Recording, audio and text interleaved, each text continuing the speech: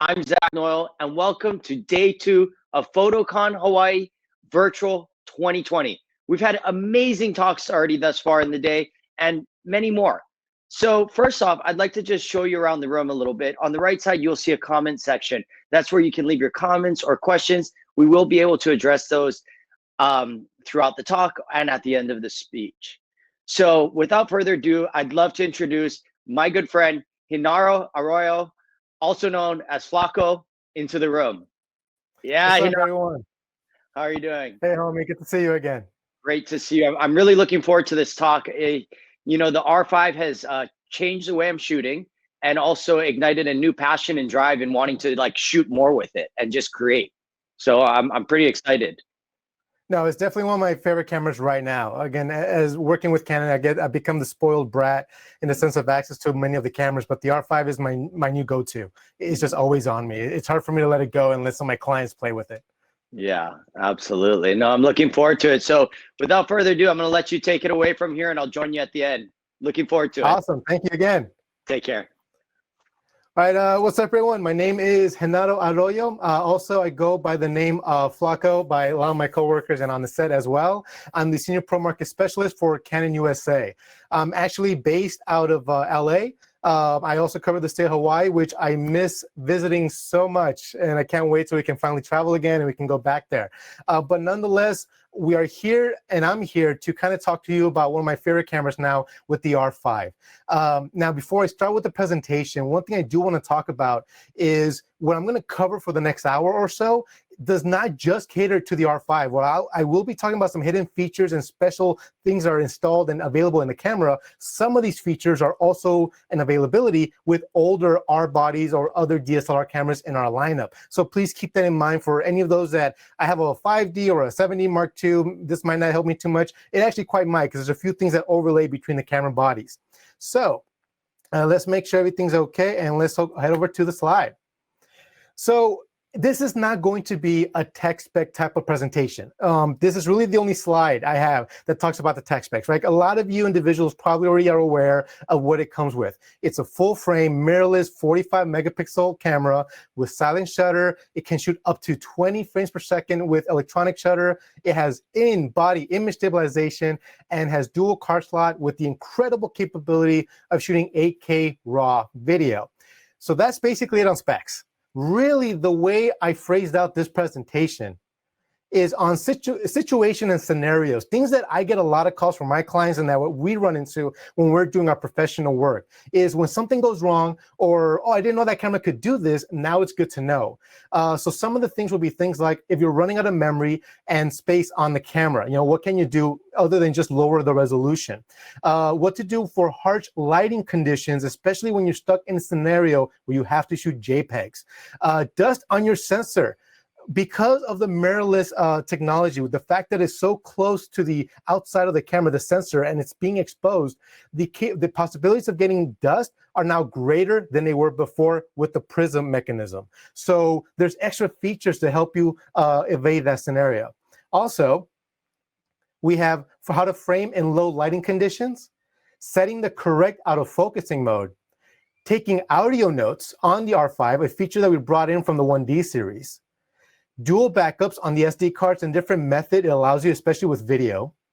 Video settings, basically recommended settings that I like to use. Setting up your custom modes, which is a very powerful function in the camera. We'll talk a little bit on the wireless setup, but really I'll be talking about an add-on feature that's in there that a lot of individuals are not aware about. A master reset, which I like to wrap up the show with these slides, because after you do everything in the camera, you set up all your different settings, and if all your photos start looking purple for some reason, you can always just go back to factory day one and you're good to go. And if we hopefully have time, some of my recommendation on customization that I like to program the camera from the second I take it out of the box. So first, let's go to running out of memory. Exactly, let's jump over into the menu itself on the camera. And as we are aware, switch over to still mode, perfect. Image quality, this is pretty straightforward. We have RAW, JPEGs, compressed JPEG, medium, and small, which uses less resolution. This isn't really anything new. This is pretty, again, straightforward for a lot of you individuals out there. We also have something called dual pixel RAW, which I can enable and disable. So exactly what's going on? Well, let's jump back over here. If I take an image with dual pixel RAW enabled, for this specific shot that you see on the screen, it took about 86 megabytes of storage on my card, right? Let's just keep that number up for now. A RAW image that I took just seconds later, disabled dual pixel, is half that size. It's almost half that size. So what's going on? Dual pixel RAW captures more information and actually is keeping the extra information our dual pixel processing for autofocusing can capture into the file. Now, within our software, this allows you to do little things like refocus the background, readjust your autofocusing after you've taken the shots, very micro levels, not dramatic, just a little bit for that hair of a move. Now, a lot of third-party softwares have not utilized this information yet, so really it's more of a Canon software-specific tool at this time. If I shoot a JPEG, obviously it's going to be a much smaller file size, 17 megabytes. Now, this is where CRAW comes in, where it perfectly fits between a RAW file and a JPEG. It's not as big as a RAW, but it still gives you the benefits of the RAW capability of manipulating your photos and everything else in post. The question we get a lot of is, what am I losing when I shoot CRAW? Clearly, I'm losing something, and technically, yes, you are. What it's doing is basically throwing away still some amount of data it feels that you do not need, so you can see that lossless image in the end. Now, theoretically, you can still edit dramatically your RAW file, and I have a lot of clients that do. The question to yourself will be this. Look at any of your Lightrooms or Photoshop filters that you do for all your photos. Apply that same process of enhancing the blues, changing the skin tones, everything else to a CRAW file. And very likely it will look beautiful and perfect. That means that extra information that the original RAW was utilizing, you weren't taking a benefit of. So then you're fine with shooting CRAW. In the end, it's your own personal taste. But if you're kind of limited on space, CRAW is that great in between of a JPEG and a RAW file. So let's see. Now, for the sake of time, I'm going to hopefully, if any questions pop up, please flag them up. So if I'm going too fast, too slow, by all means, we have a lot of stuff to cover in a short amount of time. Next up, auto lighting optimizer. This is a feature that's come over even from the previous cameras all the way back from the 7D Mark II. So if I go over to my next screen's menu option, I have a few things here. I have HDR PQ settings, which I can enable and disable. I also have auto lighting optimizer, which is disabled low, medium, standard, and high. We'll get back to these in a second. And then highlight tone priority, off, enabled, and enhanced, which is represented by the D+ and D+2. So exactly what's going on here? First off, auto lighting optimizer. If I show you these 3 images, they all look the same. Personally, I can't even tell the difference here, and very likely you guys won't be able to tell the difference at the other end of the stream. So exactly what's going on? Well, let's zoom in between the low and the high, the more dramatic gap. And let's really look into the shadow here. What auto lighting optimizer does is think of it like an S-curve being applied to the shadow end of your image. It will do anywhere between just a fraction of a stop to almost half a stop, depending on the lighting conditions. From my experience, it will enhance the shadows just a little bit more light, just a little bit more exposure. It will not do dramatic changes. It's just a hair of more exposure being brought into the shadows. That is what auto lighting optimizer does. Now, if you shoot RAW, this doesn't matter. In RAW, you can do everything you want in post. It's not burned in. But if you're shooting JPEG, and if you're shooting videos that are not RAW video, this is being burned into your final video quality. So keep that in mind. If you have ALO on, it will enhance your shadows ever so slightly. If you're doing documentaries out in the field and a person's being lit by the sun with no fill on the other side, having ALO on is actually a benefit. It will just enhance that shadow end just a little bit. Next up, highlight tone priority is the opposite spectrum. ALO, or auto lighting optimizer, enhances the shadows. Highlight tone priority brings down the highlights. It tries to save them from being peaked out. So as you can see, when it's off versus D+2, the enhanced version, in the off section, I'm borderline blown out. I'm losing the color of the building now. I've not changed the exposure at all between these two shots. They're the exact same settings.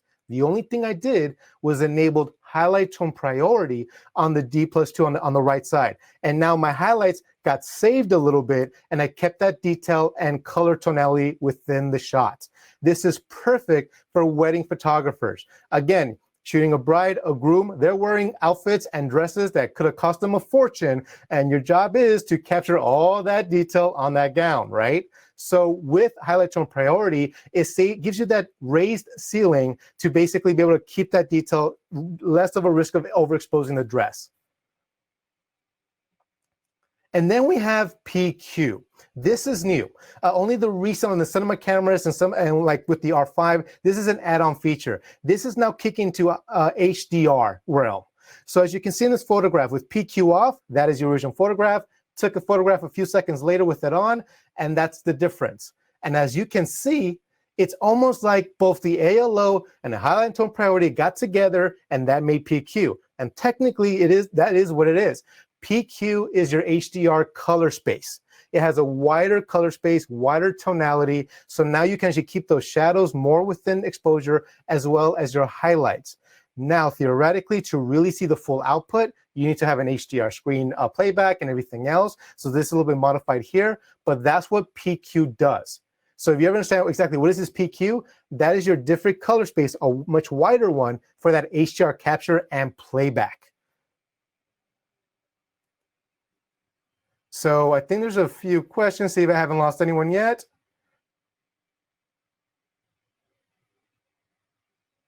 I'll take one real quick. Will the C RAW enlarge as much as RAW files?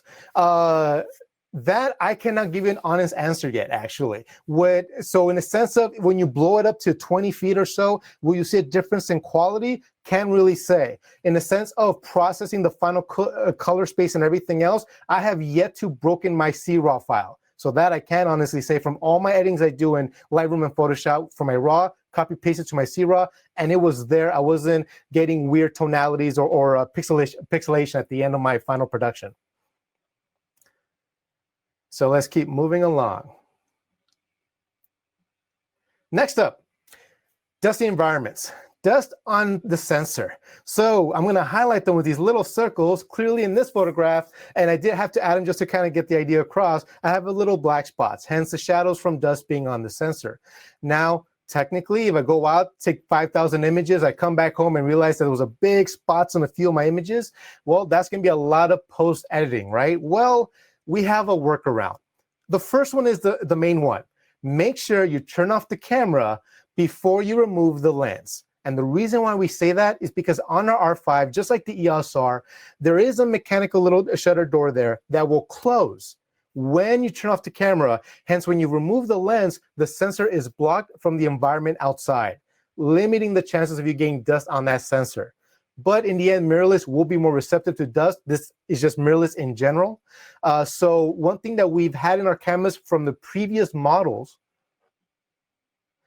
is this little information called dust delete data. So if I keep going through my menu options, I have something called dust delete data. Very likely a majority of you out there looking at this little slide right here, kind of like, yeah, I've always wondered what that was for. Or I never even know I even had it. And so if it's going to be in your red tab somewhere in there, dust delete data. We've been introducing this into cameras ever since, I want to say the 70 Mark II, but at least definitely the last 4 years or so. If I hit dust delete data, it tells me when the last time it was when I captured this information. As you can see here was a few days/months ago. I click OK. And what it's doing now is that it's cleaning the sensor one last time, and then it's going to request me to capture the dust. And the way to do that would be to actually find a white piece of paper, frame up your whole shot for that white piece of paper, and then you take the photograph. After you take the photograph, it will process, as you can see, that information in the camera. So let me hop it back in.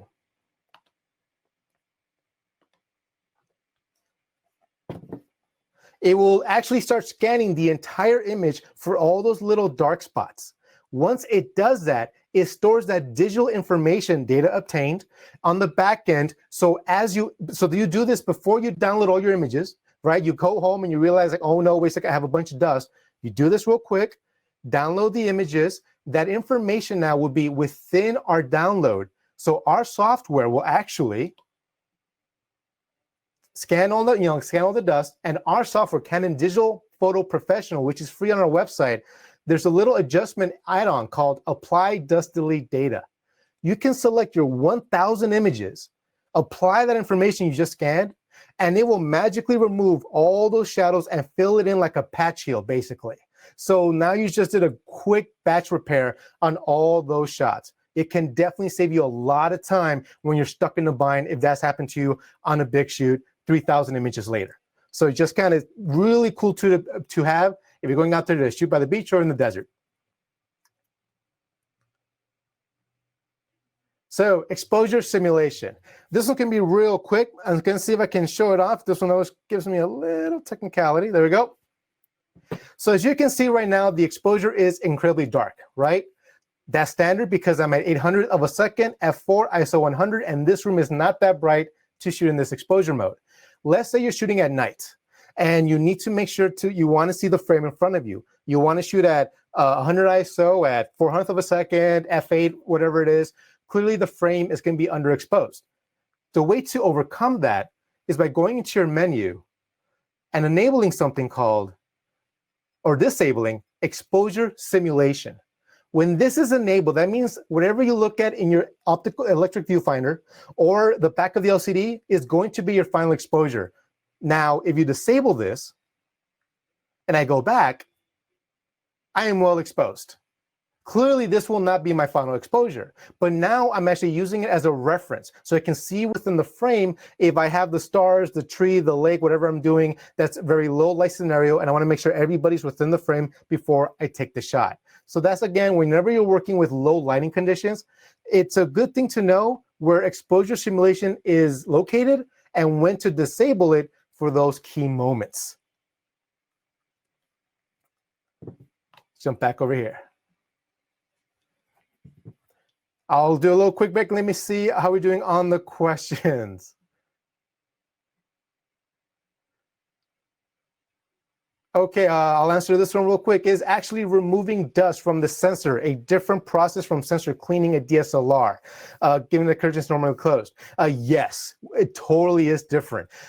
So what the digital process is doing is that first, it is going to try to shake off the dust if it can, but clearly they're already stuck there. So it's going to digitally find that shadow and digitally patch heal your photos in post using our software.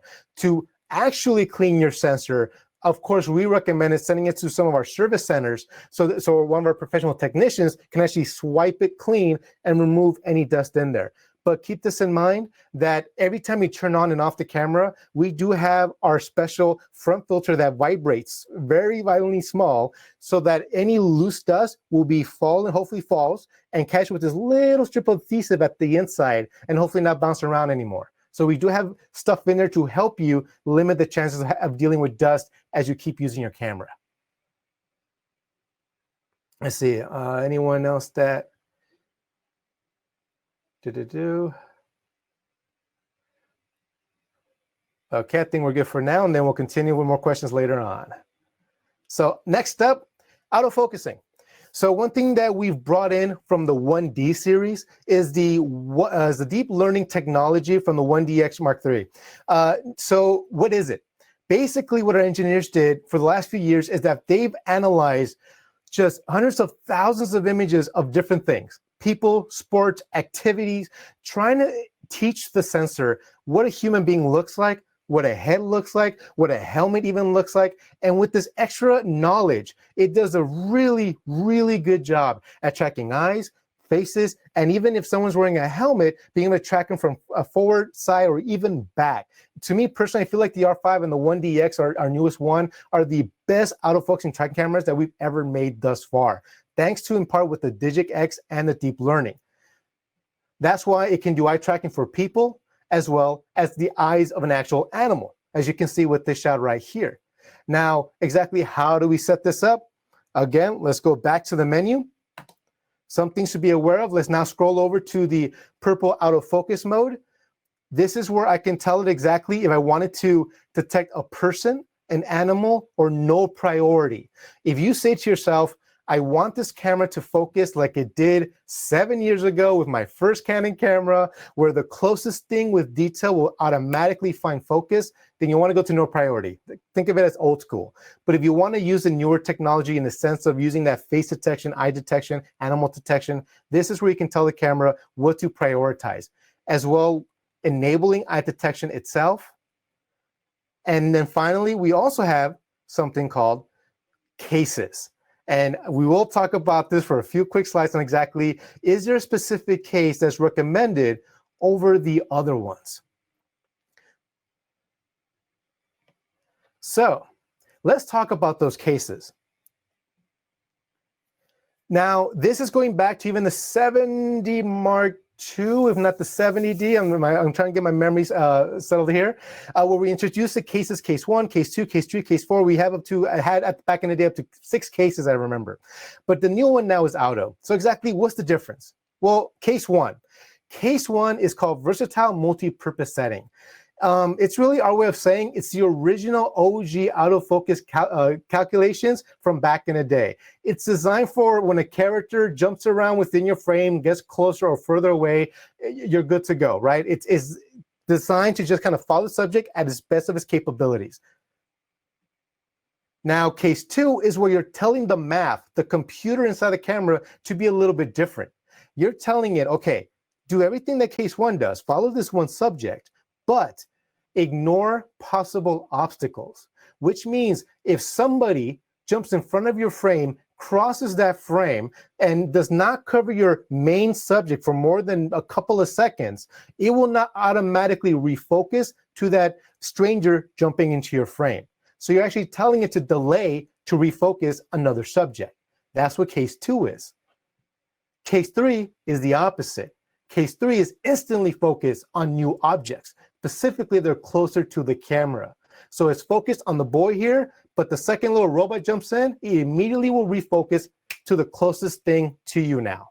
If that robot goes away, immediately we'll go back to the last thing it sees unless something else moves closer. So those are the first 3 cases. Case 4 is where it really changes the math on the autofocus tracking.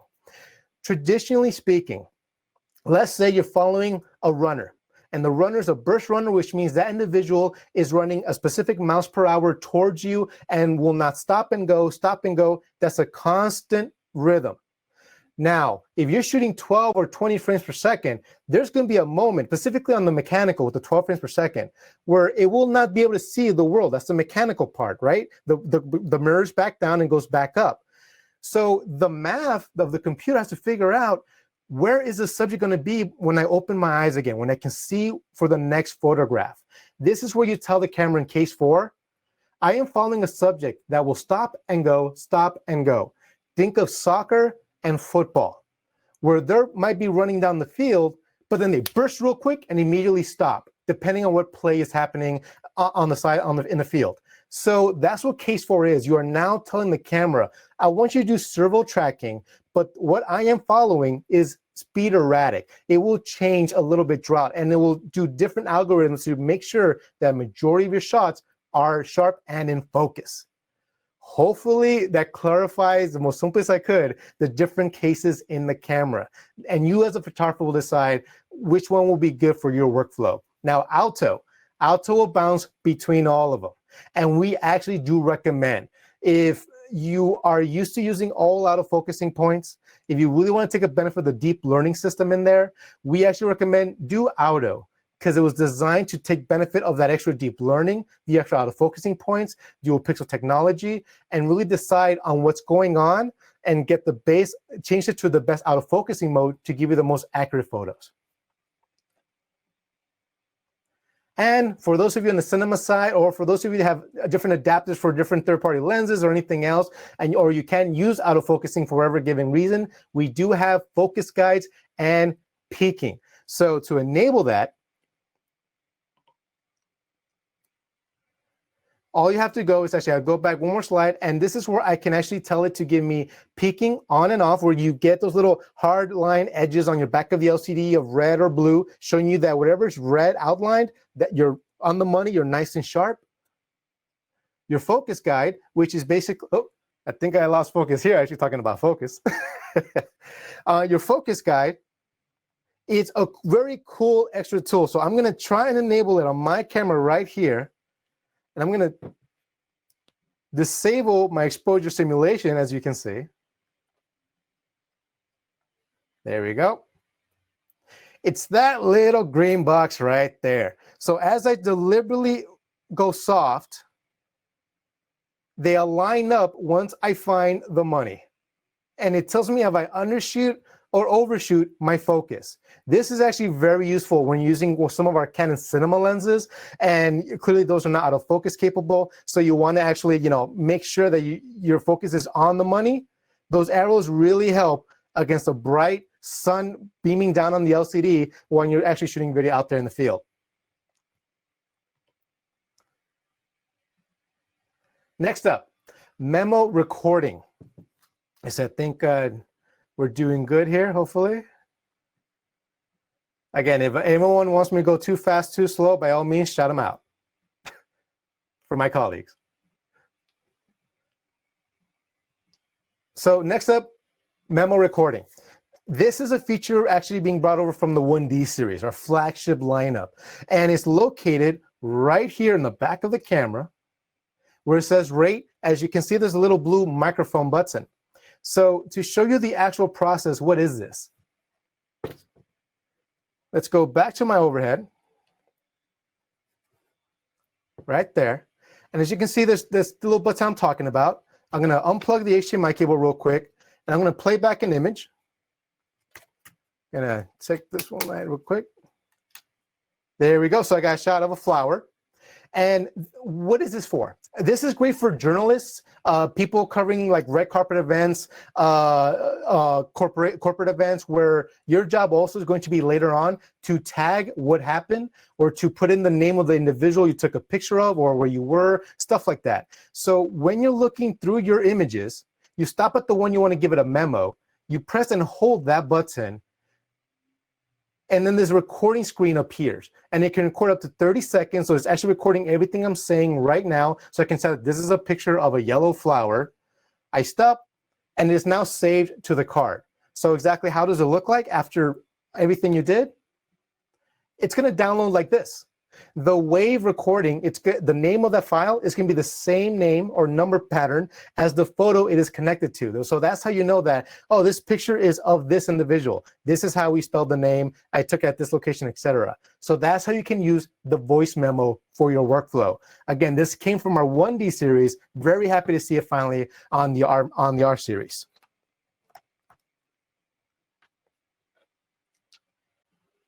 Next up, dual backup. We'll go back to the camera again for this one.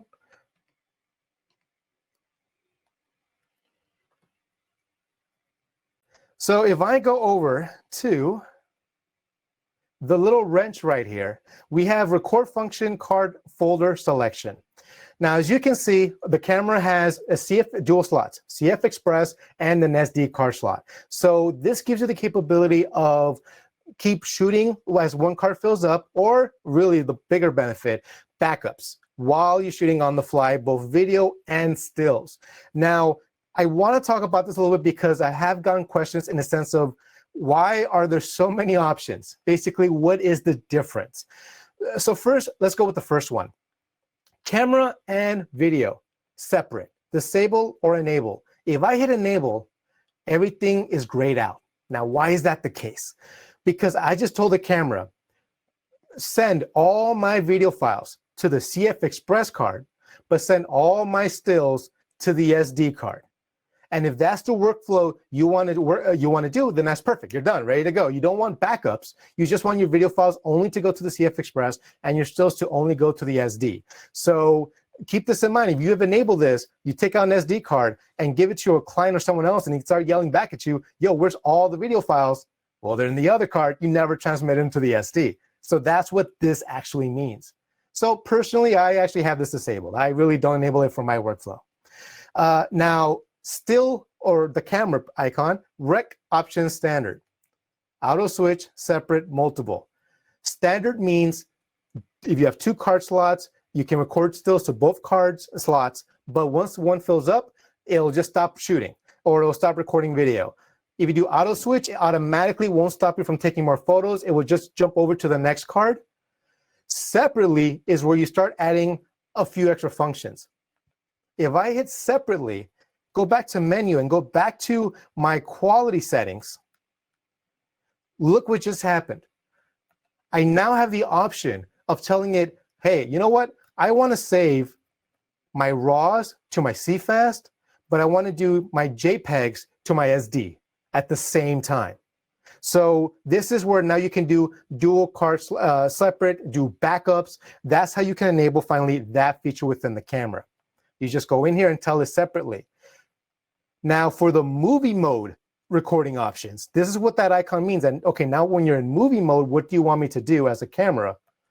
Well, you can either keep rolling the shot. If I'm doing like an interview and it's already 10 minutes long and the card's about to fill up, if I do auto switch card, it will continue rolling. It won't stop. It will just jump over to the next card until you hit that 30-minute timer that's already within the camera.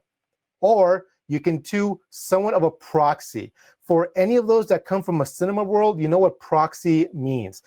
What this allows me to do is that I can shoot 8K RAW to my CFast Express card. But 8K RAW is a lot of data, and it's a lot of power your computer at home needs so it can smoothly play it back and edit that to get your final product. And it's going to be hard to maybe upload it to a server, give it to your clients and stuff like that. This tells me I can shoot 8K RAW, and at the same time, it's going to do a 4K proxy to the SD card in real time. So I can actually maybe give the 4K and put it on my OneDrive account, give it to the clients, have people look at them while I'm editing on my system the 8K RAW original footage. So this is where you can do that proxy-like workflow within the camera. Again, this is a very high-end feature, very happy to see on the R5. So hopefully that helps you out a little bit.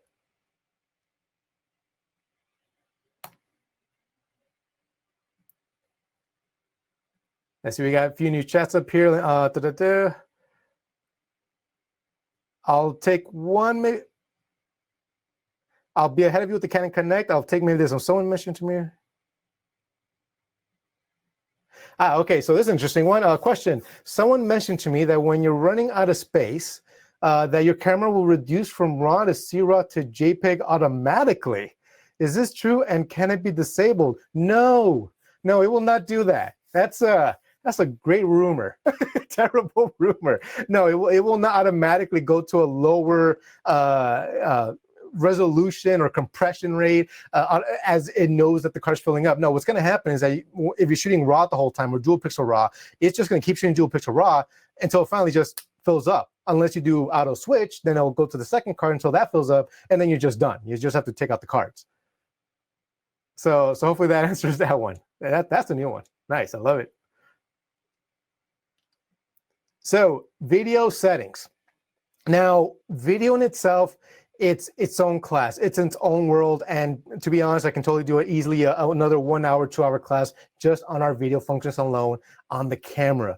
But what I do want to talk about are a few tips and techniques working with the 4K fast frame rate and the 8K capabilities of the camera. So I'm now going to jump over to movie mode.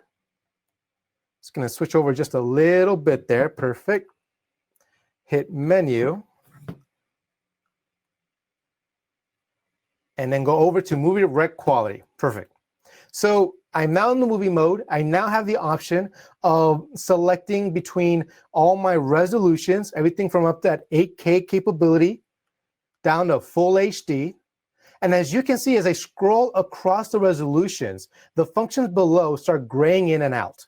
That basically means this is our way of telling you what is available within that specific setting. So I can go up to 4K DCI, true 4K, and within there I can go up to 60 frames per second or down to 2398 to be exact.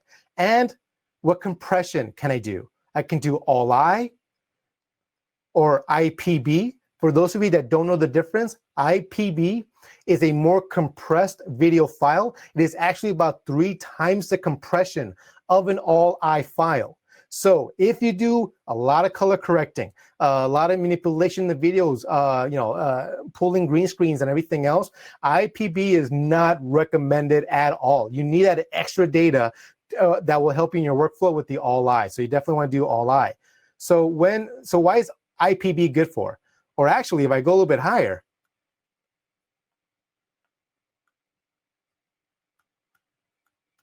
go over here a little bit, you can also see we have a few functions, even way up to the right, called IPB Light. What even compresses it even further. I think I remember my math, it was about a 6-to-1 compression, so almost double basically on IPB Light. So what are they good for? They're good for when, one, you know you're not going to color correct or do heavy manipulation on the video, the final product. And two, your goal is to upload it and stream it as soon as possible. So if your job is to document what's going on out there, if your job is, I'm going to shoot a video clip and I'm going to use my phone as a hotspot or go onto a Wi-Fi network and I need to upload this video as fast as possible, then that's what IPB and IPB Lite will let you do, because it's a more compressed file, it's smaller, faster data to transmit up. So that's why it's there, and it becomes a benefit when you're running out of space. Now, of course, all-I is really all I use, and if I do scroll up to 8K, I finally have the RAW option. So what really do I recommend? Well, I wonder if you guys have ever played with these features right here.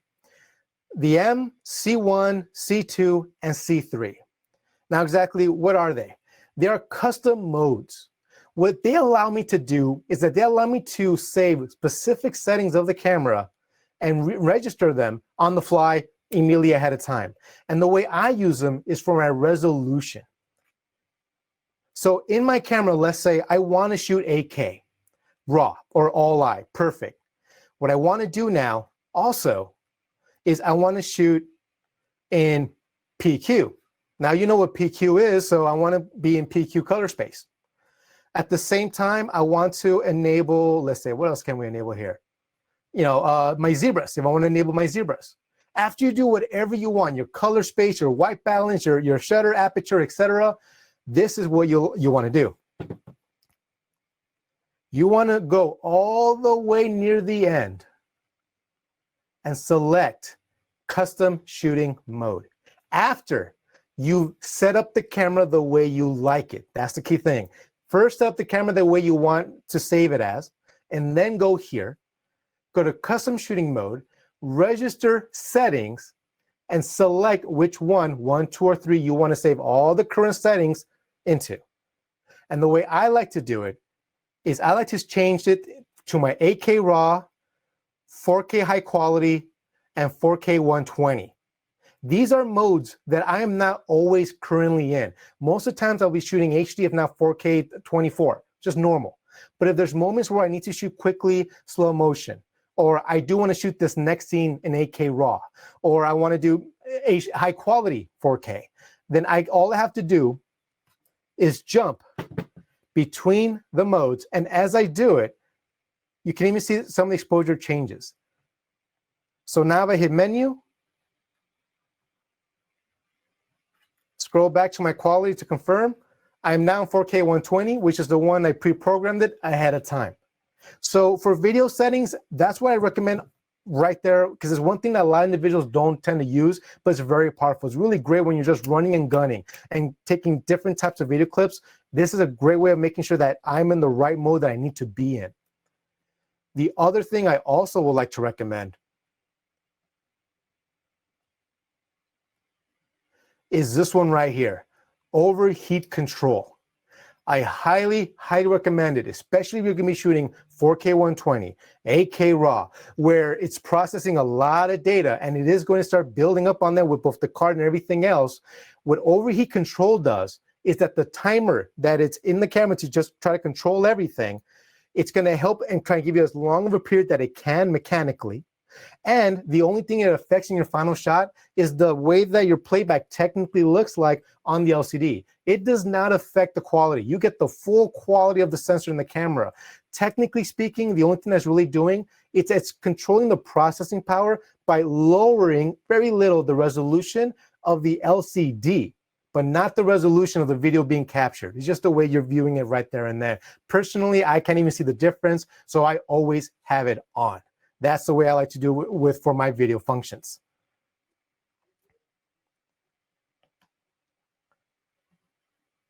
So setting up on the custom modes, so I kind of overlapped there a little bit between those two. As I was saying, this works for both stills and video, where I also have the same custom modes, C1, C2, and C3 in for those settings. You go to custom, you set the camera the way you want it, go over to that menu item, register your settings, and you're good to go. Now, keep this in mind. Let's say you're in still mode and you hit the record button on top of the camera while you're in still mode, not movie mode, in still mode. How do you know what is the resolution you're shooting that video? Was it HD? Was it 4K? Were you in 8K? How do you know? Look at the screen right there. Right below C3, or right before the letter M, rec. Movie rec with C3 settings. So basically, I already know my C3 in the movie mode is slow motion 4K. So my camera's set up that whenever I'm in the still mode, but I want to shoot a video clip by hitting the red button right away, I will be capturing a slow motion video the second I hit that button. So that's how you know what are you about to capture when you're in that mode. So wireless setup.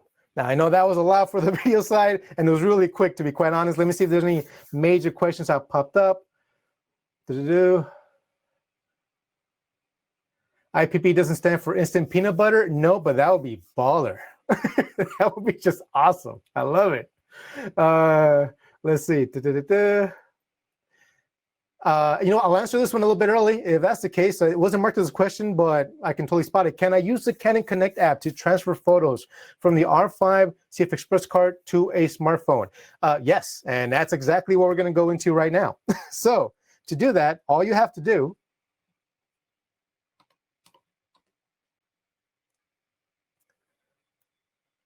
is go over into the new purple menu. So in the purple menu is where you can actually set up your Wi-Fi to connect to your smartphone. That's the Canon Connect app. Using our EOS utility software, either tethered or wireless. Using FTP transfer, this is a feature, again, coming in from the more higher advanced 1D series, introduced now into the R series as well. So for those of you that know FTP and server hosting and transferring data, it's already ready to go. Alongside with something called web service, which we'll actually talk a little bit about. And then as well as connected to our wireless remote that you can purchase separately to trigger and control the camera if need be. Now, to really do the whole setup, I would love to do another class just for that, but it's pretty straightforward. You connect it using Bluetooth and then Wi-Fi using our Canon Connect app. It locates each other, and then you can transfer photos and videos, but it will take a while for videos because that's a lot of data. But you can transfer your photos, select them, or make all of them transfer to your smartphone, which is a great feature to have. The one I want to talk a little bit, though, is the one that a lot of individuals are not aware about, and that's the upload to web services. If I show you into the next slide, exactly, if I click that, this will pop up. Camera web link settings. Now, most people will just kind of stop here. It's like, okay, I have no idea where I just got myself into, cancel, I'm back out, right? I just want to go to my smartphone. If I keep going, basically what it does is it asks you, okay, let me go online. You want to create, this is what this is, that you're creating a Canon Connect account with our image.canon service. And with this, you'll be able to actually upload your photos and technically video, but again, video wireless transfer takes a long time, to our servers that can then go to another server to your own liking. So exactly how does it work? You go into that icon, you select, yes, I agree. You go online, let it be a hotspot on the smartphone or your router at home, as you can see in this screen right here. Put the password to your router. It'll give it a few seconds or not, if not a few minutes for it to connect to the internet. And then it'll ask you for your email. And so type in your email and type in a special code just for that given moment. You can remember, whatever it is, doesn't matter. and it will send you an email. So go to your phone or computer, check your email, you'll see an email from Canon, and then create an account from that email. After that, that icon changes from just a little cloud to a cloud with the little spinning arrows. And what this allows you to do is that now my camera's connected to our image.canon service, which allows me to connect to my smartphone or use any data plan or internet access that I can have when I'm in the field and upload all my images. Unlimited storage. That's actually what we offer. Unlimited full quality RAW, CRAW, JPEG, video file to our servers for 30 days. So there is no limit on this, an unlimited storage. And after 30 days, they start getting deleted. And so that's the giveaway. But this is a great little random backup system where you can automate it, as you can see it on screen. From the server, I can program it on that website that, hey, any photos I sent you, any video files I sent you, automatically send them to my Google Drive, to my Adobe Lightroom account, or to my Google Photos account, and which then goes to all my other devices automatically. So this is an extra tool that you have that a lot of people don't take advantage of, but it's a cool thing to be aware of, that your camera already has it pre-installed. You just have to register, sign up, and it's just that extra tool to have in the bag.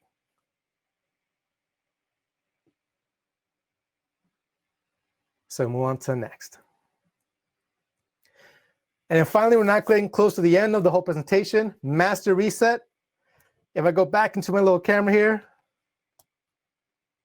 after you do everything to the camera, one thing I recommend to my clients and to my friends and everyone is go through the menu. Change everything. Literally, just go through every little thing, enable, disable, do this, do that, give it a new name, just do everything you can imagine to it. You will not break the camera from within with those menu settings. You can break it by doing really bad things to it, physically, that's for sure, tossing it all over the place, things that you shouldn't be doing with it. But in the sense of the menu settings, don't be scared. Go into it, change it, disable it, see what it does, take a photo, record a video. What did it do to your image? Did it do anything? What's the workflow? At the end of the day, when finally the button is not doing focus and it went somewhere else and everything is purple and not finding, the final photograph, all you have to do is go up to reset camera and reset all your settings. This is all you have to do. I can reset my custom controls, my copyright information, my custom shooting modes if I forgot what I enabled, or if I loaned my camera to a friend and they did a bunch of stuff to it. Once it gets back in my hand, is like the first thing I do. Go back to one on the day I open the box, and then I'll start putting in the stuff that I customized for my own usage. And that's on the master reset. And for my customizations, so on this final slide, I just want to talk about a few key things that I tend to do every time I get a camera. And while I don't want to go down the whole list, I'm going to go to some key ones that I just feel like are really beneficial. Other than, of course, putting in the right date and time and stuff like that. Auto rotate, I like to disable this into computer only. What does this mean? Is that if I do a portrait photograph, I hit playback and it doesn't take a benefit of the full screen because it's technically the correct way, but I want it to be on its side so it can take full benefit of that 16:9 type of LCD ratio. Then what can I do? Right here. Now you're telling it, don't flip it in the camera, keep it long so that I can see the entire image as a bigger source. So that's one. The next one I also like to enable is copyright information.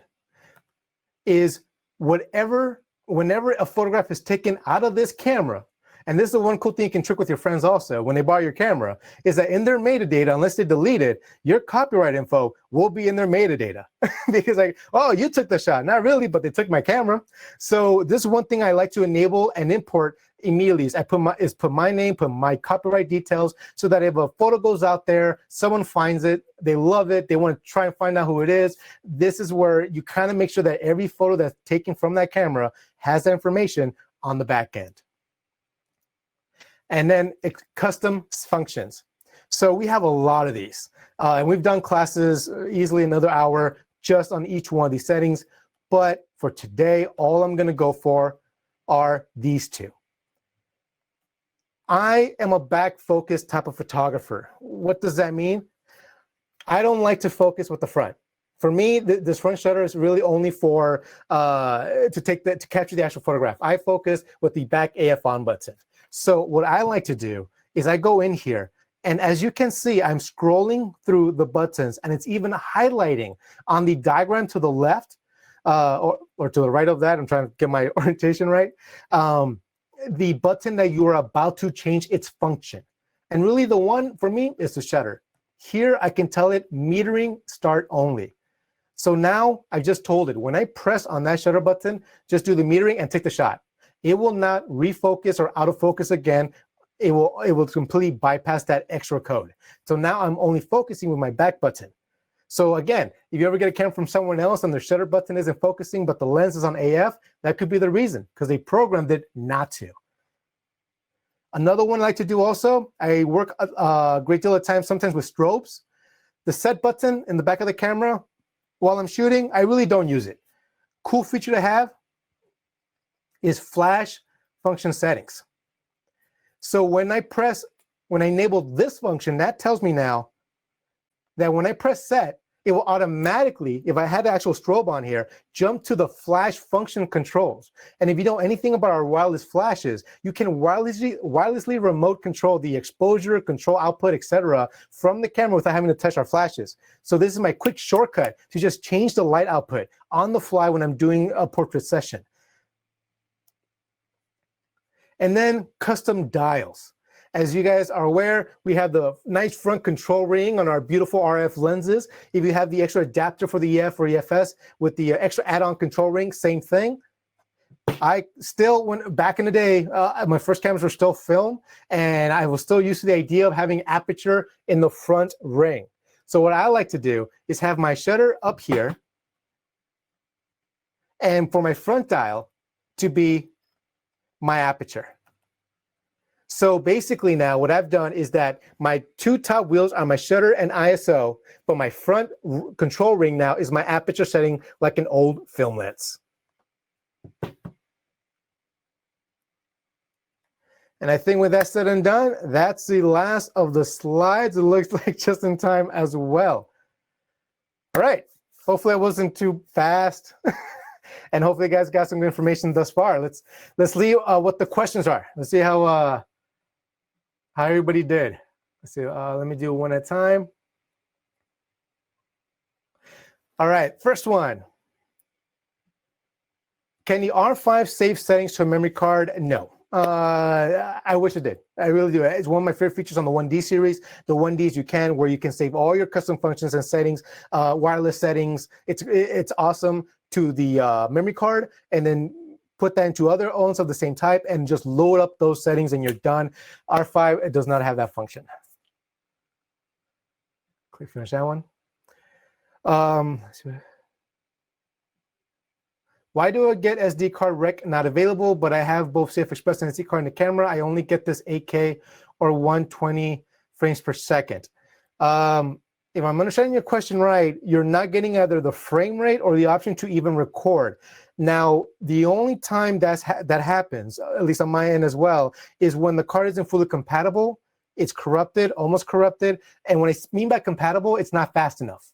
So keep this in mind, especially with the SD cards or even with the CF Express cards. Depending on, you need to make sure that it's fast. Some of the newer Velocity cards, like the new V60, V90s on the SD side, or on the CF Express, we've noticed, and this is also coming from the media companies, the media creation companies, is that the 512 CF Express cards are more standardized faster than the ones that are less than 512 gigabytes. That's just across all the memory card companies. This is one thing I've been hearing from my reps from those companies, is that they've noticed that the 512s are just faster than the ones that are less than 512 gigabytes on the CF Express. Hopefully I helped. That could be the issue.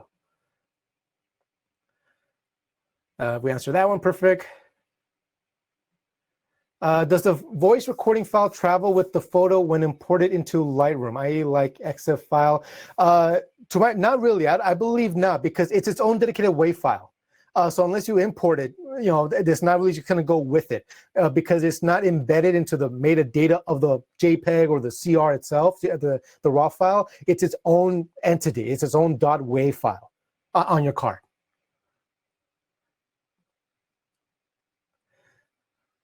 I think a few more popped up. Question, what's the difference between AI Servo and Digic X? Okay, so Digic X, that's the processor. That's the brains, part of the many brains in there to make everything happen. The autofocus algorithm to detect the person, if it's an animal or an individual, if it's a head or a helmet, etc. The difference between Servo is the autofocus mode you've enabled. So really you're looking at Servo and one shot. One shot is when I focus, it locks in on focus and it doesn't move from there. So think about like taking a picture of a statue. But if I'm shooting a kid and they start running, the focus will not refocus on the kid. It's stuck where I left it. Servo is tracking, continuously tracking. That's what we do for sports.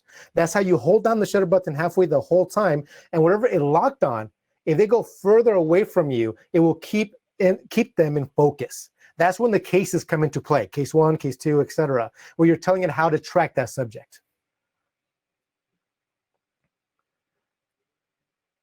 All right, here we go. So if we work in a studio setting, would we disable exposure simulation so the viewfinder doesn't go black in between photos? Yes, exactly. So if you have been kicking the wall, like I want to shoot strobes with mirrorless cameras, but this whole electronic thing and exposure correct, like it's black, it's dark, I can't see the model, or, the person I'm taking a picture of, that's what you gotta do.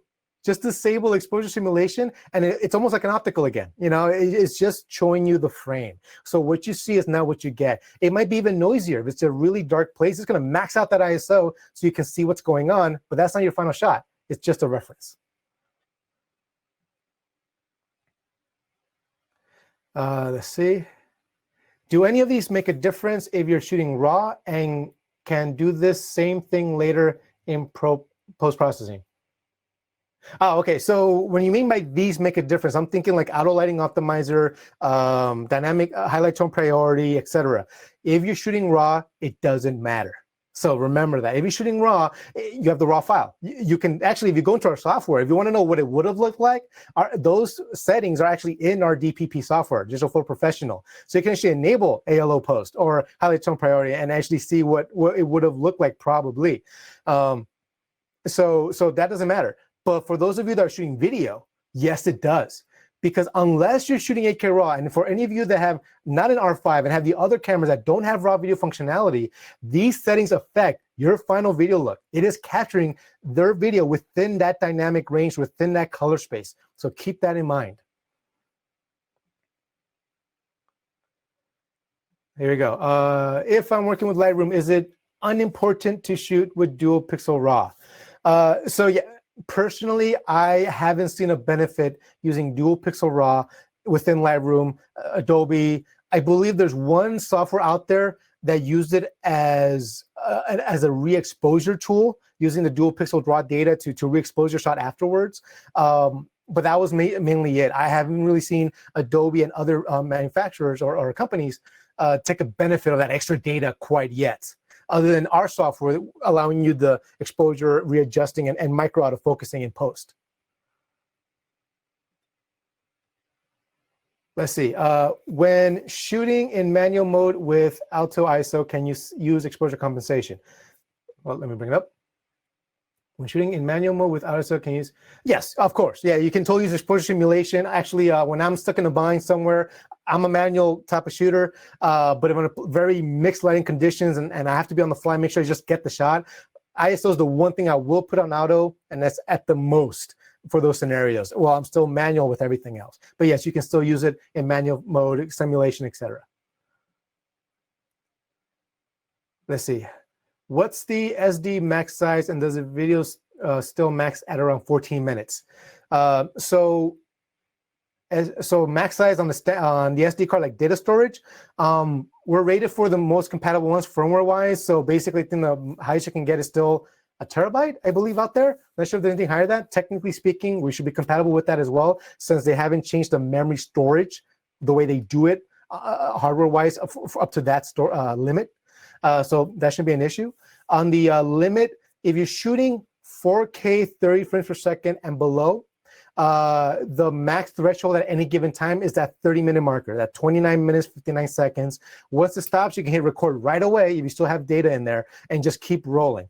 The 15-minute, 7-minute timer, those limitations start kicking in when you're processing more data. When you're doing slow motion, 124K, when you're shooting 8K RAW, that's where those limitations start going down to like that 15-minute threshold, just because it's a lot of data and for all of that to happen in once without it giving it a break. So that limitation on that end is still there. And how are you liking the R5, R6 so far? I have both cameras. I play with them both, but I'm not gonna lie, the R5 is my favorite. It has just everything. It's more future-proof in my sense because of that 8K RAW video, because I come from a cinematography background, so more of that definitely hybrid photographer / cinematographer. So it just has everything I want in a little unit, nice and portable. So, but in the sense of functionality, everyday use, or if the question is, what do you recommend, the 5 or the 6? The best way I can recommend that is mainly this. If you don't need 8K RAW, if you don't need that more advanced video functionality, while there are a few little things on the 5 over the 6, like the R5 has higher resolution on the electronic viewfinder, shutter life, so there's other little things in there. But if you're like saying to yourself, I am not a video person, okay? Then the R6 is a perfect upgrade from what you might be shooting with right now, if that is the type of workflow, or you're just a dedicated only photographer type of individual. But for the hybrid individual, R5, that's just the way to go. That's my favorite. Let's see if there's any newer ones on the top. Oh yeah, few, okay. Let's see, Zach, how are we doing on time? You there, buddy? Right?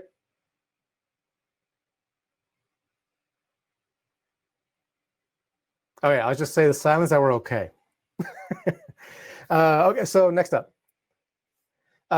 Can the R5 or R6 use the eye focus or similar to capture high action sports lights, full face coverings such as fencing and kendo? That's very specific, and to be honest, I'm not quite sure, because it still does need to be able to spot the two eyes and the geometric shape of a face for the eye tracking to work. Now, for the head tracking, with the benefit of the more advanced deep learning system that we have, that is based off of the overall shape actually, and that's a whole different algorithm going into play.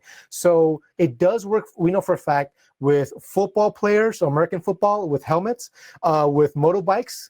So a pro motorbiker on the bike going down, it will actually be able to spot their helmet and track their head compared to the rest of the bike. So for fencing and kendo, it might go automatically into head detection. I can't really say though about face and eye, but it might go into plan B, which is head, which will still work perfectly well.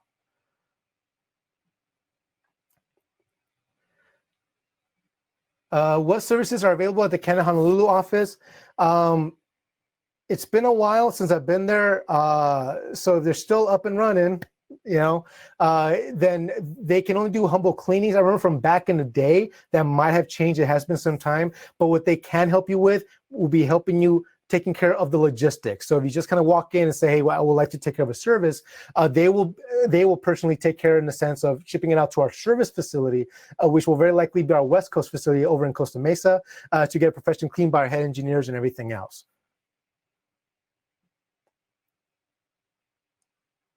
Can you use exposure compensation when shooting in manual mode while using, yep, we already answered that one. Can you talk about the pros and cons of using the mechanical versus electronic shutter? So real quick, electronic, you can shoot faster on this camera, specifically 20 frames versus 12, so that's a major gain. It's also silent, so if you're inside of a church, a golf game, in a scenario where you cannot or should not be making noise when you're bursting your camera, that's a major benefit on the electronic shutter. Now, the con to it though is things like, depending if you're doing super fast, rapid pans, I'm talking really fast where you're pushing the sensor, this is a limitation on all electronic shutters. It might have a bit of a rolling effect, ever so slight, depending how rapid it is. You're risking that. The second one also is flickering. from lighting conditions. One benefit, actually, because we got the feedback saying, why did you guys keep the mechanical? Just make it full electronic. Well, because you're going to say that until you finally go, from my example, to a stadium somewhere where the lighting is terrible, and with an electronic shutter only camera, you can't get rid of the flickering. Let it be an auditorium, high school, college, or some old stadium, or wherever you are. There's key places where the hertz will just not line up, and you get that flickering effect in your photographs. With the mechanical, that issue goes away. So if you're ever stuck in that type of a bind, you still have the mechanical version. And because we have the mechanical, like I was saying about dust, we can close that when you remove a lens to limit the amount of dust coming into the actual sensor. Hope that helps. Let's see. Why does interval timer not work when back button AF is set?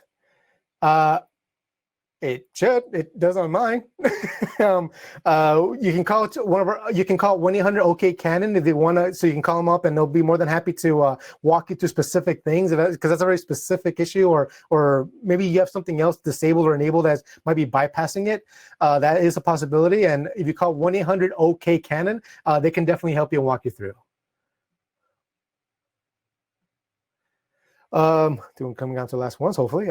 Does recording RAW and MPEG-4 at the same time increase heat output, and how does the processing needs compare to 8K only?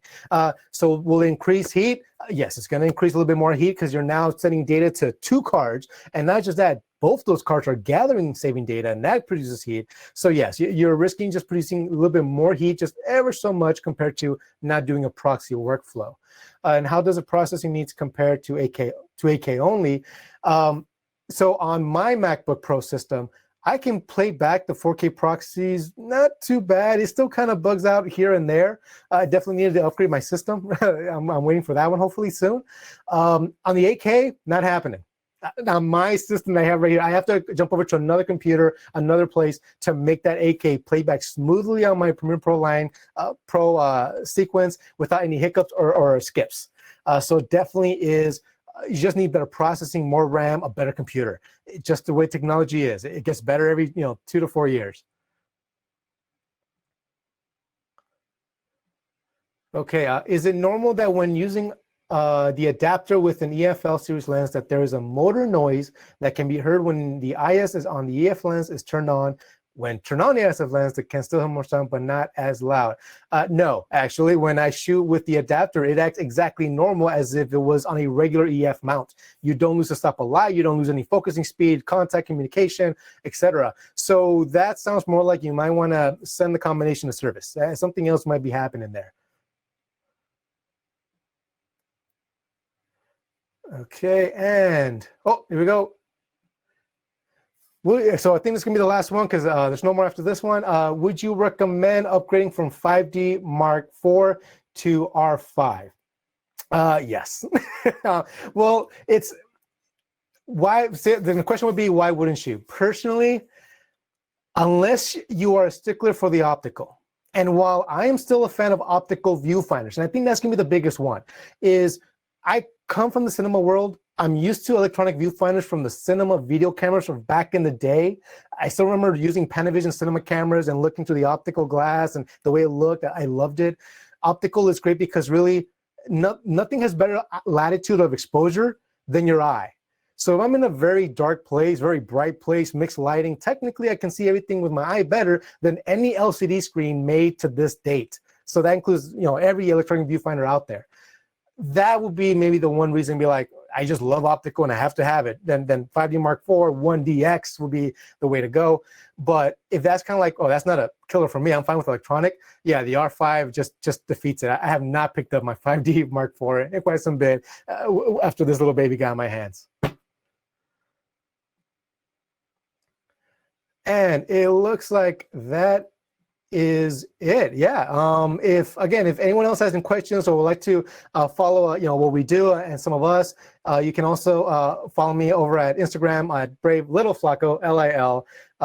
If you have any questions, I can try and get back. We do get bombarded, but hopefully you guys enjoyed the presentation. Hopefully it was helpful, and hopefully you guys got some new bit information of your current R5 camera, or for those of you that are just interested in what the camera can do. Now, where's my host? Might need someone to jump in. Mason? Oh, there we go. That was amazing. Thank you so much for that. Learned a ton and can't wait to incorporate everything and keep it going. Thank you very much. Always a pleasure. That was wonderful. So thank you so much. And guys, coming up next in about 45 minutes, we have Larry Chen, fellow explorer of light from Canon. It's going to be an incredible one. Thank you again so much, Genaro, and have a great day. We'll see you again soon, man. Take care, you guys. Take care, everyone. Thank you.